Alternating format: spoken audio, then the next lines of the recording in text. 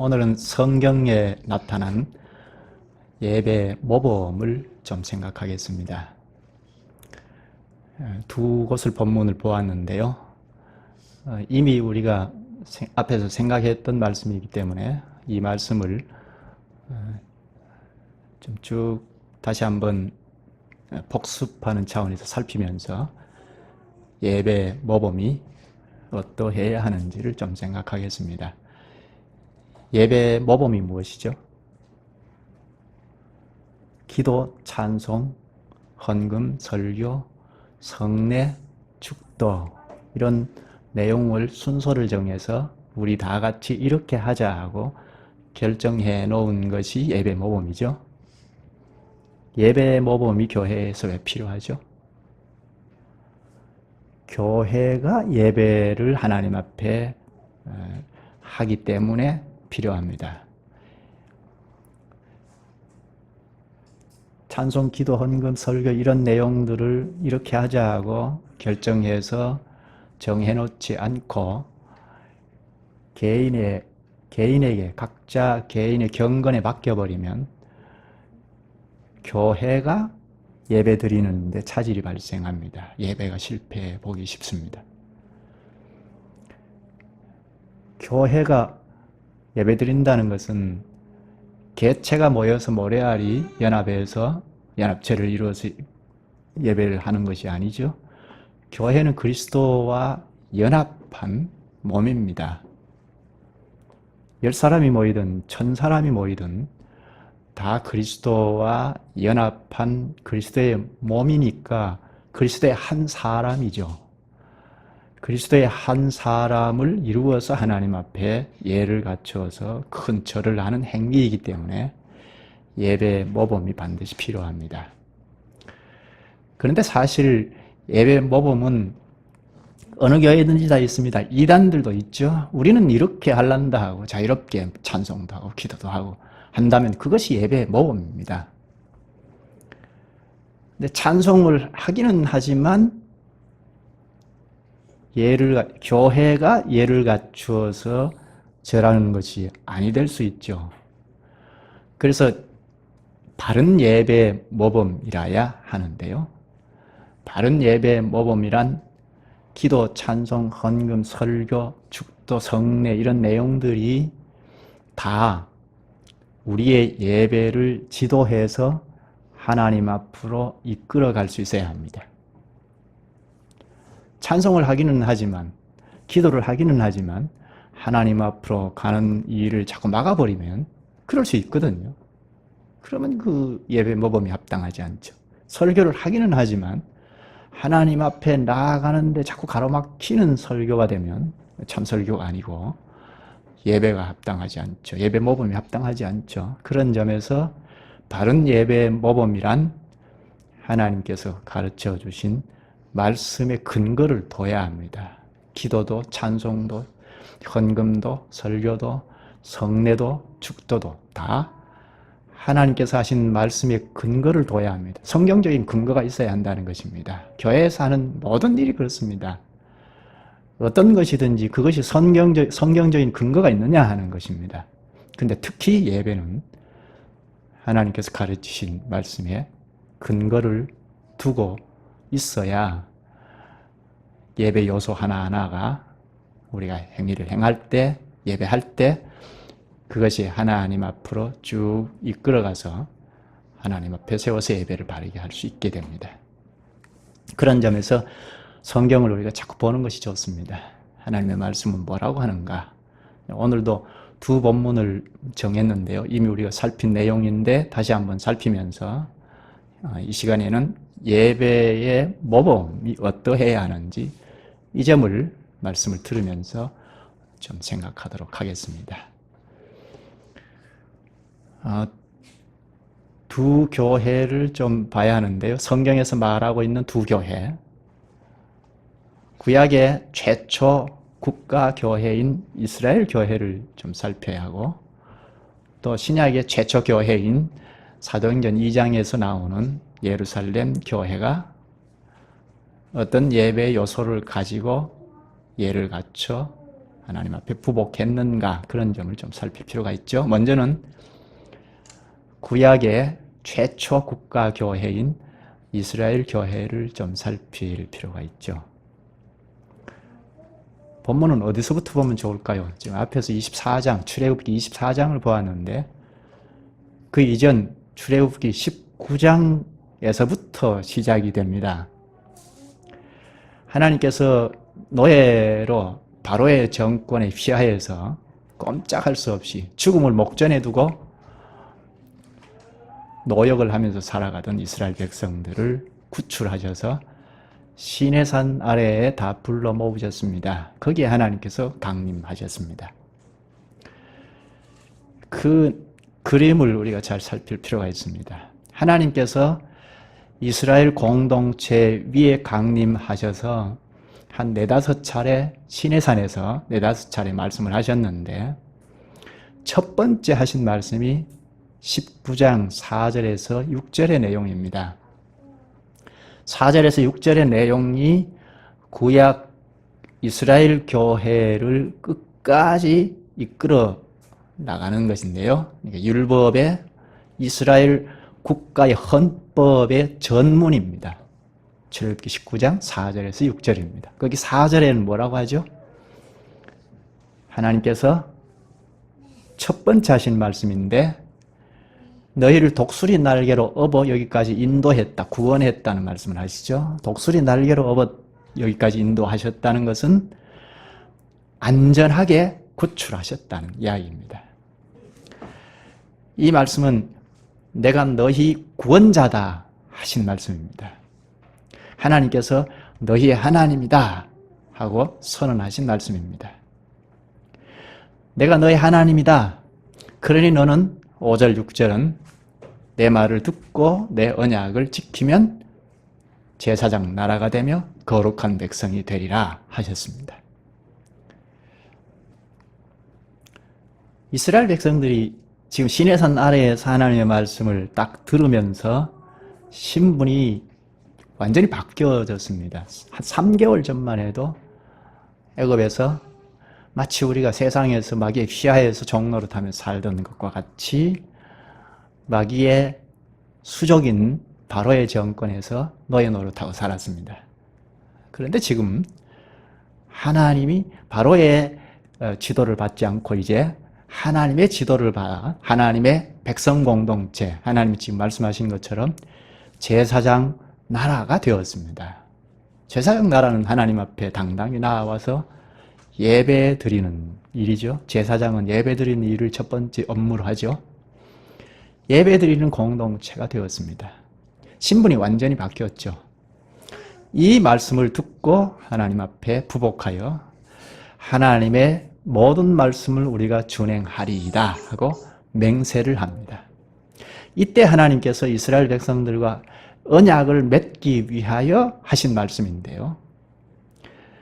그리고 두 번째 하신 말씀이 너희들이 옷을 빨아 정결하게 하고 거룩하게 하고 준비하여 3일을 기다리라 하십니다.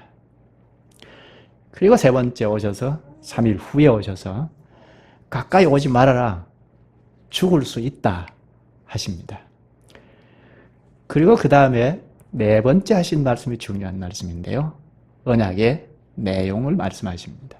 그것이 출애굽기 20장입니다.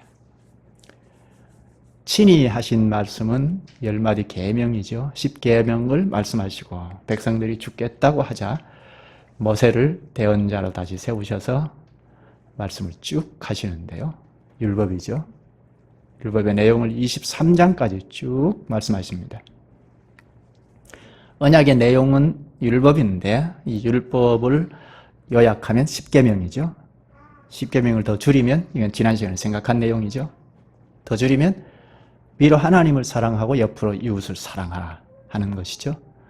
한마디로 사랑입니다. 당시에 하나님의 말씀인 율법을 한 단어로 만들면 사랑입니다. 이 사랑은 하나님께서 너에게 100% 너를 사랑한다 하신 말씀을 전제로 합니다. 하나님께서 100% 나만 사랑하신다 하신 그 사랑을 입어서 하나님을 사랑하고 이웃을 사랑한다는 것입니다. 마치 이런 겁니다. 남편이 나를 사랑하기를 100% 사랑합니다. 그런데 나는 남편을 90%는 사랑하고 10%는 남의 남자를 기웃거립니다. 그러면 남편이 대번에 질투하죠. 하나님께서 이런 표현을 쓰셨습니다. 10가지 계명을 하실 때 나만 사랑하지 않으면 질투하는 하나님이라 하셨습니다. 하나님이 나를 100% 사랑하시니까 너는 그 사랑을 입어서 나를 100% 사랑하라 하신 말씀입니다. 그리고 그 사랑을 입어서 이웃도 사랑하라 하셨습니다. 이것이 당시에 주신 하나님의 말씀의 요지입니다. 핵심입니다.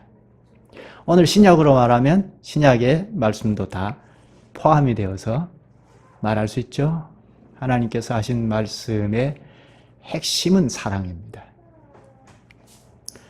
그런데 우리가 하나님을 100% 사랑하고 이웃을 내 몸같이 사랑하고 할 수 있을까요? 우리는 아담의 집안에서 나와서 죄의 이 본성이 있어서 하나님을 그렇게 사랑할 수 없습니다. 삐뚤어집니다. 힘써 사랑하는데 인간적인 사랑합니다.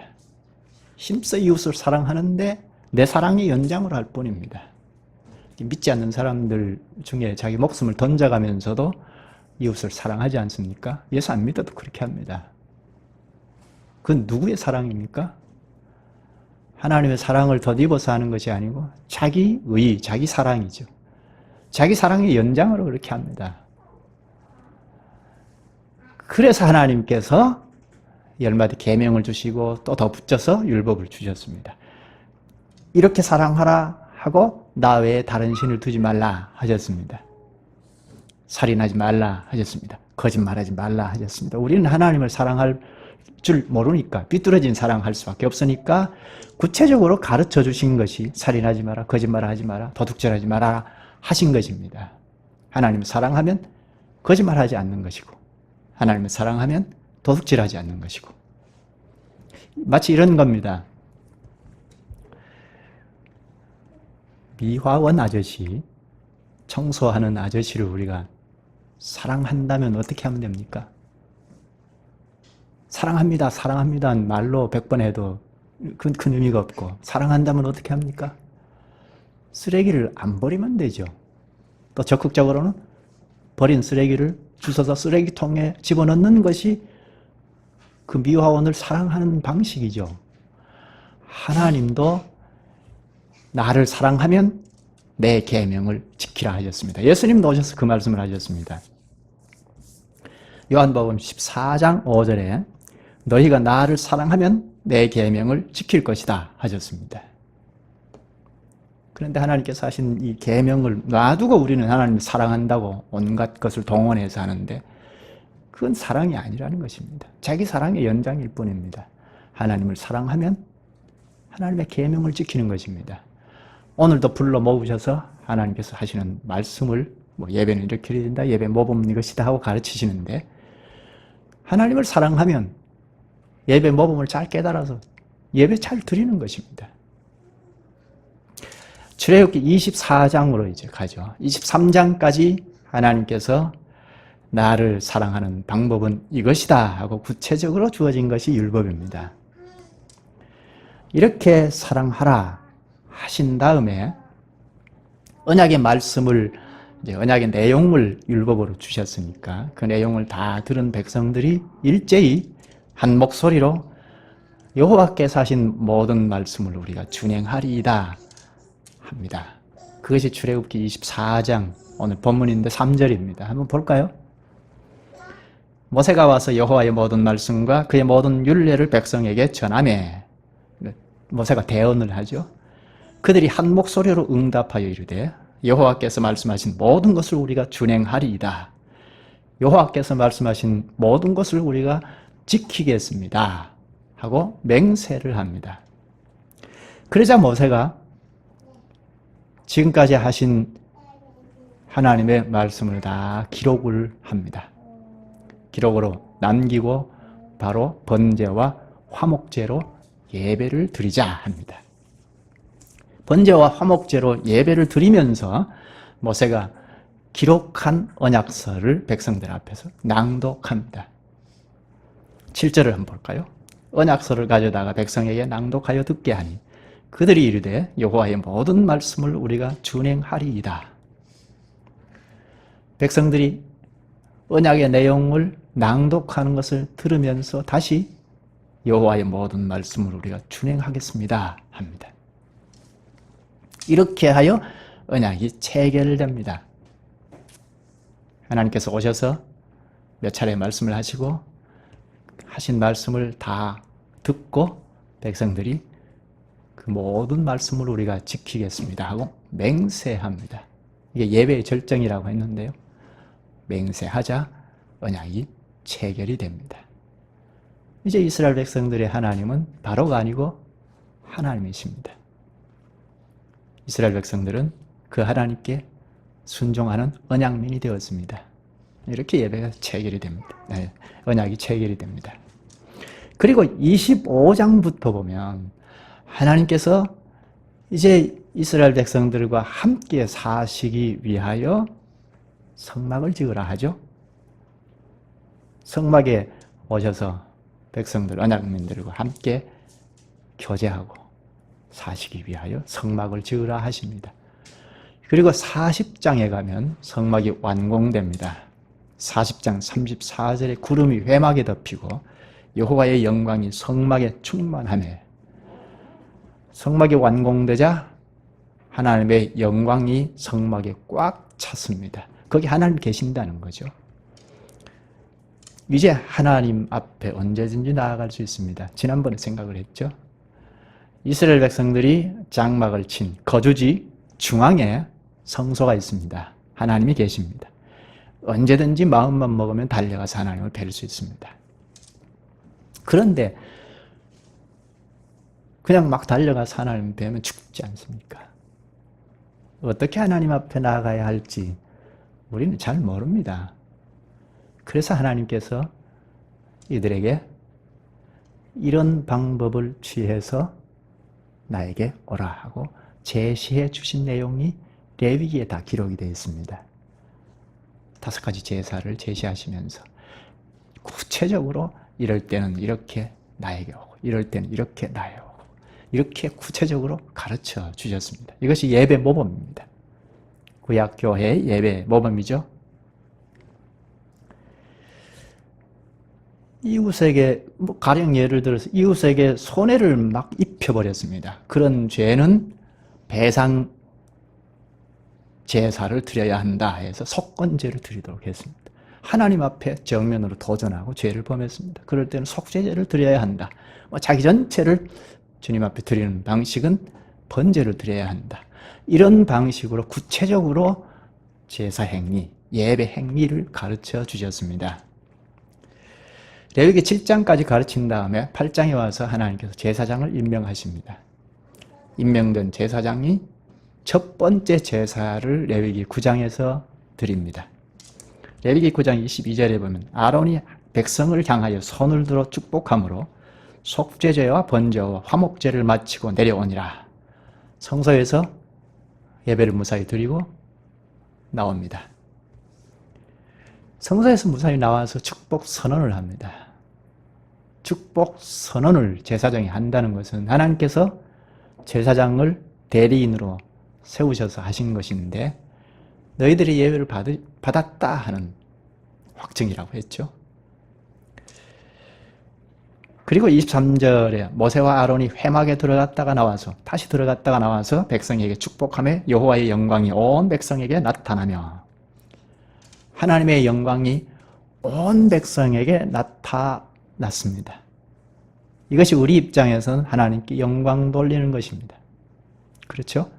우리가 무슨 영광을 만들어서 제시해 주는 것이 아니고 하나님 자체가 영광인데 온 백성에게 영광이 나타나면 우리가 하나님께 영광 돌리는 것입니다. 예배를 잘 드리면 하나님께 영광이 된다는 말이 이 말입니다. 하나님께서 예배를 받으시고 영광을 표출하셨습니다. 거기에 영광에 다 참여한 것입니다. 우리가 예배 때 하나님의 영광에 참여한다 혹은 하나님을 뵙는다, 하나님의 영광을 뵙는다 하는 것은 바로 이런 문제입니다. 이렇게 출애굽기 19장부터 레위기 9장까지 쭉 더듬어 보았습니다. 연결이 되죠? 여기서 구약 교회의 예배의 형식을 정리해 볼 수 있습니다. 예배의 형식, 큰 틀을 생각하면 언약 체결이죠. 예배는 하나님이 우리를 부르셔서 언약을 체결하는 체결식입니다. 큰 틀은 그렇습니다. 예배가 뭐냐? 하나님과 하나님의 백성들이 언약 수립 혹은 갱신하는 것입니다. 하나님께서 내가 너희 하나님이다. 이스라엘 백성들이 그렇게 했죠. 내가 너희 구원자다 하신 것입니다. 백성들은 일제히 하나님의 모든 말씀을 우리가 지키겠습니다 하고 맹세하고 다짐합니다. 예배 안에서 이것이 이루어지죠. 이것이 예배의 큰 틀입니다. 성경에서 가르치는 예배의 큰 틀은 언약 체결 형식입니다. 하나님께서 먼저 불러 모으셔서 하시는 말씀이 있고, 그것이 전면에 있고, 그 말씀을 듣고 백성들이 그 모든 말씀을 우리가 순종하겠습니다 하는 맹세가 있습니다. 맹세는 오늘 헌신이니까요. 전적인 헌신이니까, 전적으로 하나님께 순종하겠다는 헌신이니까 오늘 헌금과 같습니다. 그리고 구체적인 예배 요소들은 레위기에서 쭉 가르치셨습니다. 구약 예배에서 꼭 필요한 것이 무엇입니까? 사람이 하나님 앞에 나가려면 반드시 필요한 것이 무엇이죠? 죄 사함이 있어야 하나님을 뵐 수 있죠. 죄가 있는 데서는 부정하니까 하나님을 뵐 수 없습니다. 구약에서는, 구약이나 신약이나 예수 그리스도께서 우리를 죄에서 건져 주셔서 부정한 데서 의롭게 하시니까 그리스도 안에서 하나님을 뵐 수 있는데, 하나님께 나아가려면 그리스도를 통과하지 않으면 갈 수 없죠. 그런데 구약에는 그리스도가 오시기 전이니까 그리스도의 그림과 상징인 성소를 만들어라 하셨죠. 성막을 짓고 나중에 이제 성전을 지으라 하셨죠. 예수 그리스도의 그림자입니다. 그림자와 모형이죠. 그러니까 구약 백성들은 하나님 앞에 나아가려면 반드시 이 장소가 있어야 합니다. 성막 혹은 성전이 있어야 가능합니다. 오늘날 예수 그리스도가 없으면 우리는 하나님 앞에 이룰 수 없는 것과 같죠. 그리고 예수 그리스도 대신해서 희생 제사가 반드시 필요합니다. 제물이 있어야 하고 제사가 필요하고, 그리고 중보자인 제사장이 필요합니다. 네 가지가 반드시 필요합니다. 장소가 있어야 하고, 제사가 필요하고, 제물이 필요하고, 제사장이 필요합니다. 구약시대에는 이 네 가지를 통하여 하나님 앞에 나아갈 수 있었습니다.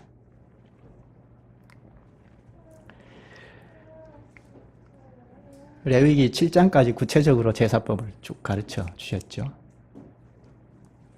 가르쳐 주신 하나님의 말씀대로 하나님 앞에 나아갈 때 하나님께서 그 예배를 받으십니다.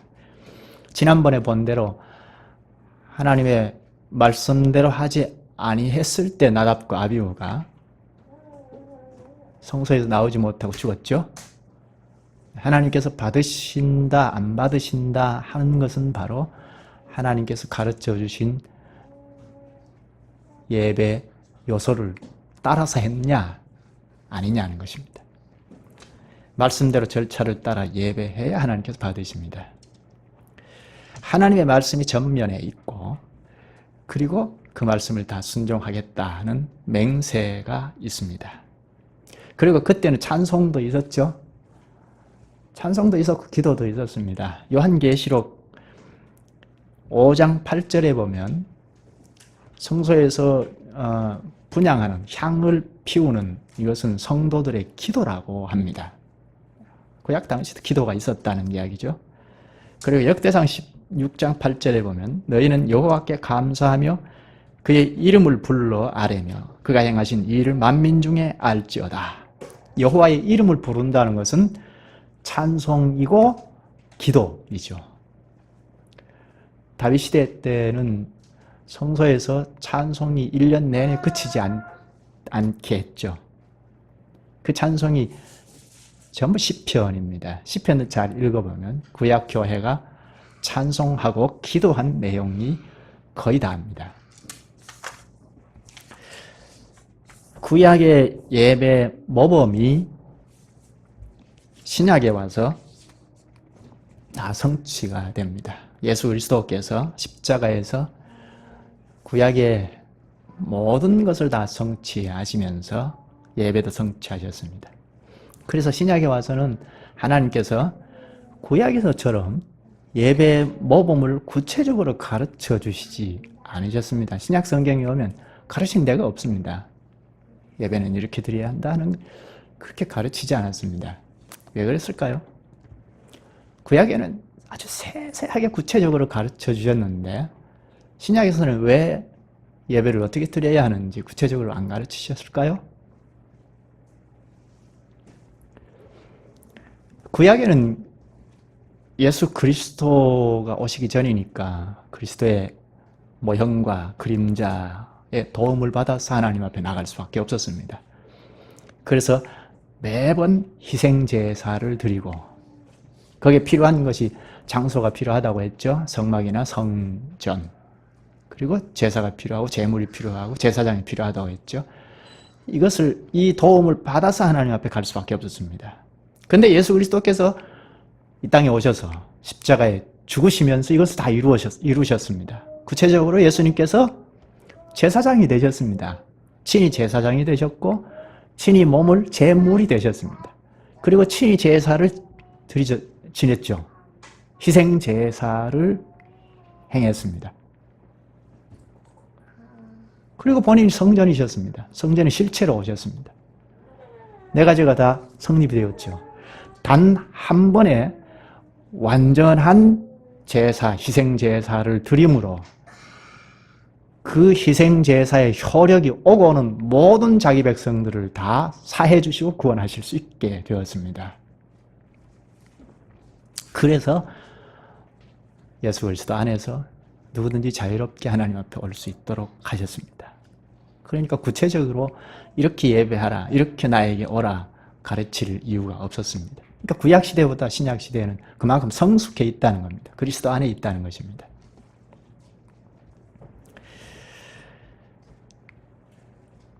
예수 그리스도와 연합의 세례를 받고 그리스도의 몸체를 이룬 상황이니까요. 따라서 신약 교회에는 이렇게 예배하라 하는 예배의 요소를 구체적으로 가르치지 않으셨습니다. 그런데 가르친 것이 있습니다. 히브리서 13장 5절에 보면 그러므로 우리는 예수로 말미암아 항상 찬송의 제사를 하나님께 드리자. 찬송의 예배를 드리자 합니다. 유일하게 남아있는, 신약에 남아있는 제사는 찬송의 제사입니다. 예수 그리스도께서 제사장이 되시고 제물이 되시고 제사를 드리시고 성전이 되셨습니다. 그래서 구약의 방식이 다 해결이 되었습니다. 성취되었습니다. 다만 남아있는 것은 찬송의 제사가 남아있습니다. 그래서 우리가 신약시대의 예배는 찬송이 거의 다 차지합니다. 우리도 예배 요소에서 찬송이 많이 차지하죠. 찬송으로 예배가 엮어져 있습니다.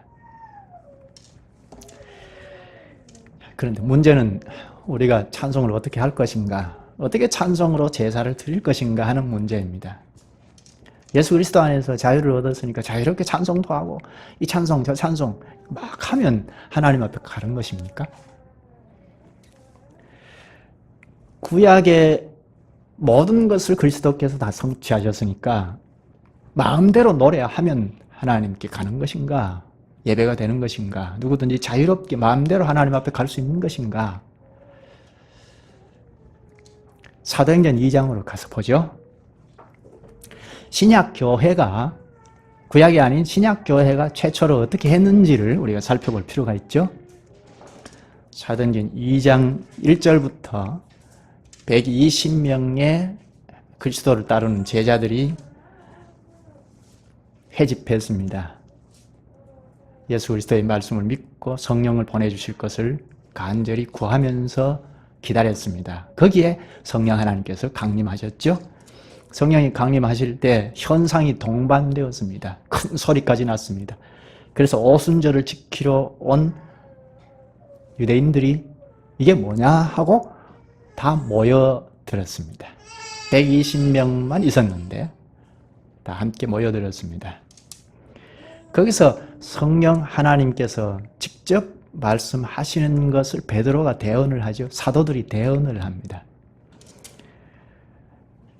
마치 구약의 모세가 하나님을 대언해서 백성들에게 전했듯이 사도들이 대언을 하는데 거기에 전면에 베드로가 하나님을 대언합니다.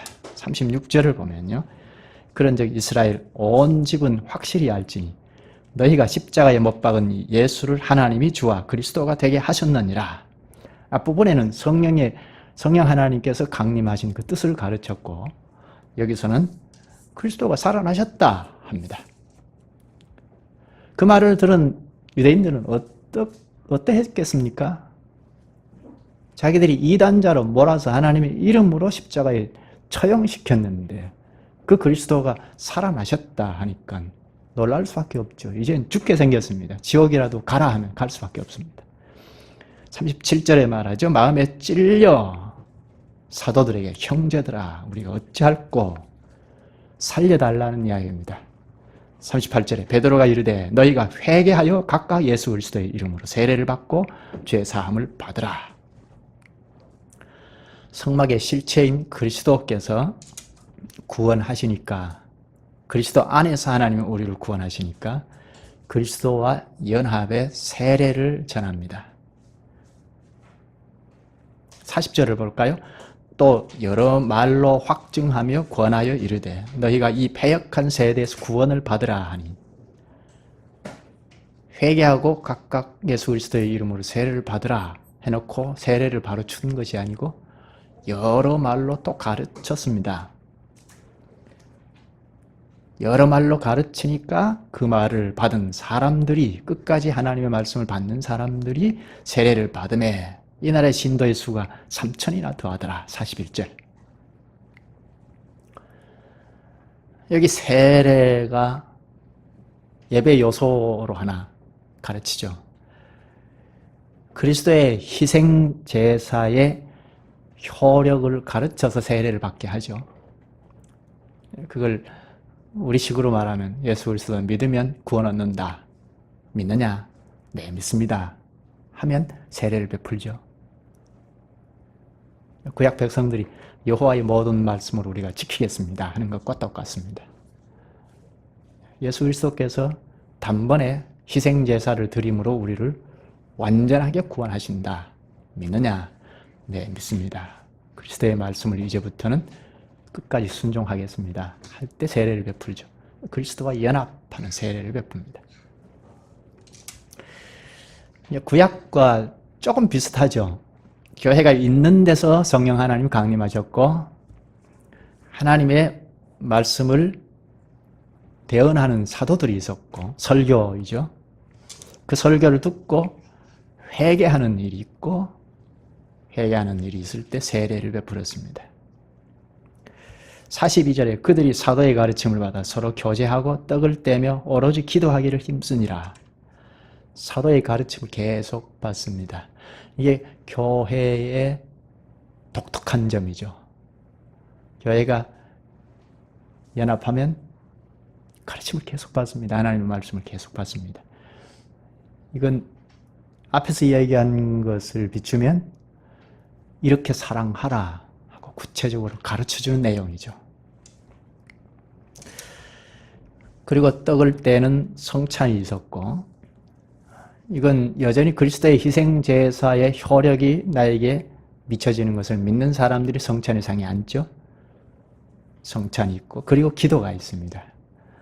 이것이 다 예배의 요소이죠. 구약의 예배의 정신은 똑같습니다. 그 형식은 다르지만 신약의 예배도 구약의 예배의 정신과 똑같습니다. 계속 보면 2장 44절부터 보면 믿는 사람이 다 함께 있어 모든 물건을 서로 통용하고 운명 공동체임이 확 드러났습니다. 45절 또 재산과 소유를 팔아 각 사람의 필요를 따라 나누어주며 이웃을 내 몸과 같이 사랑하라 하는 것이 확 드러났죠. 재산과 소유를 팔아서 교회 앞에 내놓았습니다. 헌신이죠. 오늘날 헌상입니다. 임금 앞에 모든 것을 바친다는 것이 헌상인데요. 헌금을 말하는데 헌상이라는 말이 더 적합할 수도 있습니다. 자기의 모든 것을 바친다는, 목숨까지라도 여기에 있습니다는 대표의 정신으로 헌금을 하죠. 또 47절에 하나님을 찬미하며 또 온 백성에게 칭송을 받으니 주께서 구원받는 사람을 날마다 더하게 하시니라.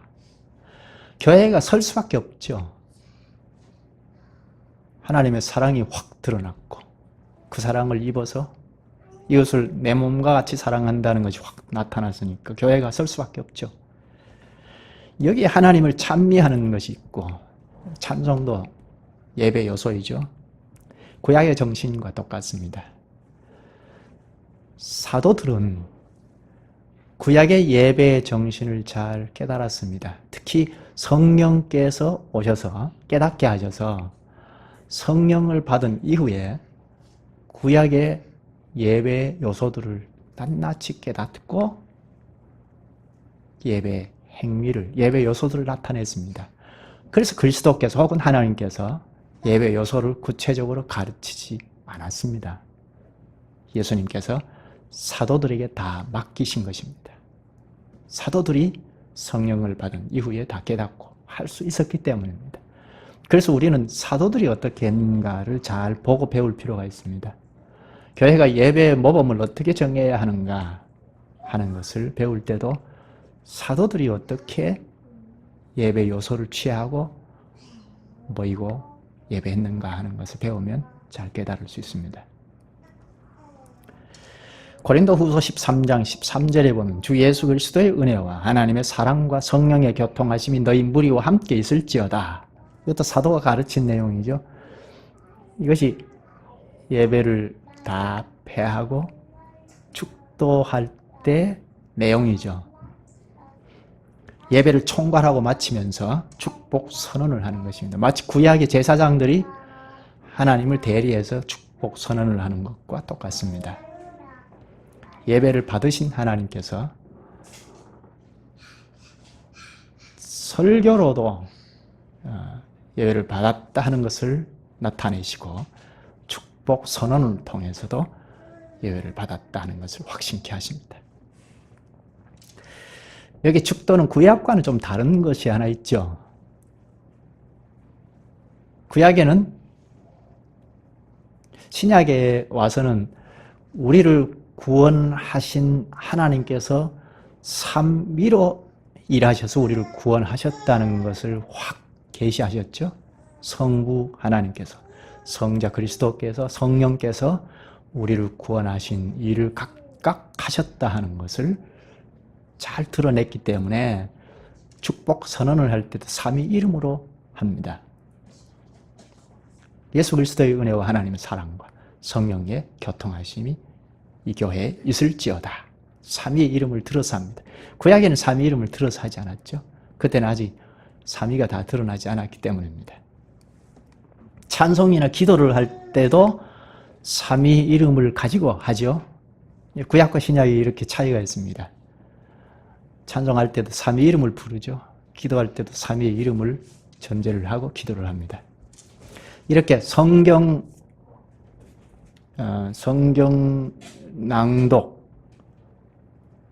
낭독이죠. 하나님의 말씀을 낭독하는 것. 구약에도 있었고 신약교회도 또 그 성경을 대언하는, 하나님의 말씀을 대언하는 설교도 있고, 그리고 전적으로 헌신하는, 말씀을 다 지키겠습니다 하는 헌신을 하거나 회개를 하거나 하는 이런 것이 이제 헌금의 표시가 되는데, 헌금도 있고, 그리고 세례와 성찬이 있고, 또 축도가 있고, 이게 예배 요소이죠. 이런 것을 성경에 비추어서 잘 정돈해서 우리가 이렇게 예배 드리자 하면 예배 모범이 됩니다. 예배에서 가장 중요한 것은 앞에서 이야기했는데요. 하나님과 언약을 체결하는 것이라고 했죠. 예배의 큰 형식은 하나님과 만나서 언약을 수립하고 갱신하는 것입니다. 그럼 참된 예배 모범이란 언약 관계를 표명하는 것이라야 합니다. 점점 하나님 앞에 나아가서 하나님 뵙고 언약을 체결하고 점점 물러나는 형식이라야 합니다. 개혁교회는 예배 모범의 내용을 보면 찬송이 다수를 차지합니다. 이유가 무엇이라고 했죠? 찬송을 부르는 것? 신약에는 유일하게 남은 것이 찬송의 제사라고 했기 때문이죠. 그래서 찬송으로 예배를 드립니다. 우리도 개혁교회니까 찬송을 가만히 보면 첫 찬송을 할 때가 영광송이죠. 개혁교회는 다 그렇게 합니다. 영광송부터 합니다. 영광송이 무엇이죠? 우리가 하나님 앞에 예배하러 왔습니다 하고 간략하게 표하는 것이 영광송입니다. 그 다음 부르는 찬송이 성삼위송입니다.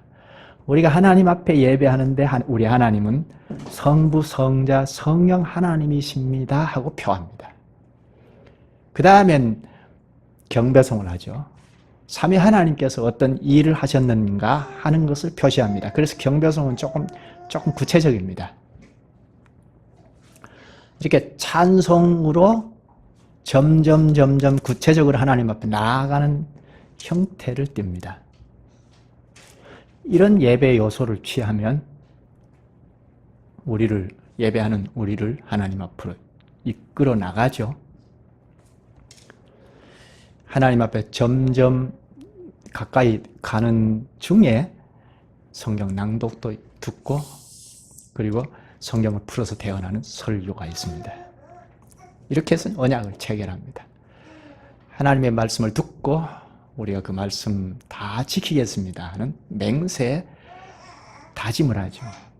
그게 헌금으로 표시되는데요. 그러면 이제 언약이 체결이 됩니다. 언약 체결이 끝나고 점점 물러나서 마지막에 축도를 합니다. 하나님의 축복 선언을 받아서 각자 삶으로 돌아갑니다. 이렇게 하나님 앞에 점점 가까이 나아가고, 그래서 언약이 체결이 되고 점점 하나님 앞에서 물러나는, 이것이 예배의 요소로 잘 짜여져 있으면 그건 바른 예배 모범이 됩니다. 예배 모범, 바른 예배 모범은 그 예배 요소들이 우리를 이끌어서 하나님 앞에 가까이 나아가게 할 수 있어야 하고, 그래서 하나님 앞에 나아가서 언약을 체결하고 물러날 수 있는 요소가 되면 바른 예배 모범이 됩니다. 따라서 바른 예배 모범이란 우리 예배를 드리는 우리를 지도하여 하나님 앞으로 이끌고 갈 수 있어야 합니다.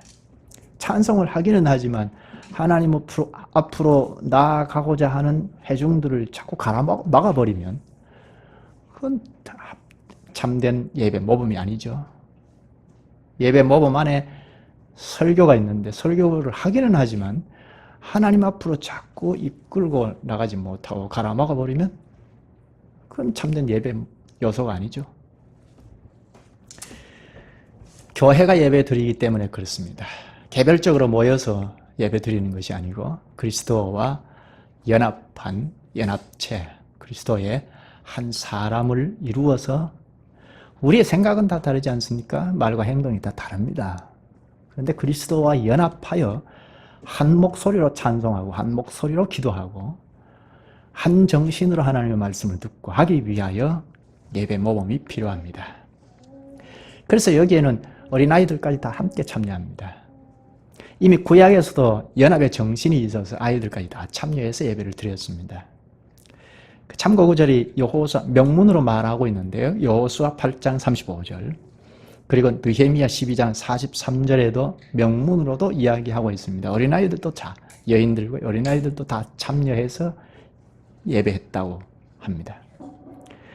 따라서 기도나 찬송, 헌금 등의 모든 순서가 하나의 몸을 이루어서 한 사람, 마치 한 사람이 움직여서 절을 하는 것처럼 하는 것이 예배고 바른 예배 모범입니다. 하나님의 말씀에 충실하면 하나님과 언약 관계를 놓고 그리스도의 한 사람이 하나님 앞에 나아가서 예배할 수 있는 예배 모범을 가질 수 있습니다. 여기까지 하죠. 다음 시간에 예배 모범 안에 요소들 그러니까 순서를 이렇게 정해놓고 하는 그 의미를 좀 살피겠습니다. 기도하시죠. 걸어가시는 하나님, 저희가 저희 판단대로 편리한 대로 예배하려고 하고 그것이 곧 주님께서 기쁘게 받으시는 예배인 줄 착각하는 그런 연약성을 다하시고 주님께서 진리의 말씀을 가르쳐 주시고 또 성령을 저희에게 주셔서 바른 인식을 하고 힘을 가지고 예배하게 하시옵나이다. 저희가 성령을 힘입어서 가르쳐 주신 말씀을 잘 깨닫고 말씀대로 주님 앞에 나아갈 수 있게 하여 주시옵소서. 성경 말씀의 근거를 두고 행하는 예배 모범을 잘 숙지하고 주님 앞에 점점 가까이 나아가서 언약을 체결함으로써 여전히 하나님의 언약 안에서 살아가는 복을 잃지 않게 하여 주시기를 원하옵나이다. 예수님의 이름으로 기도하옵나이다. 아멘.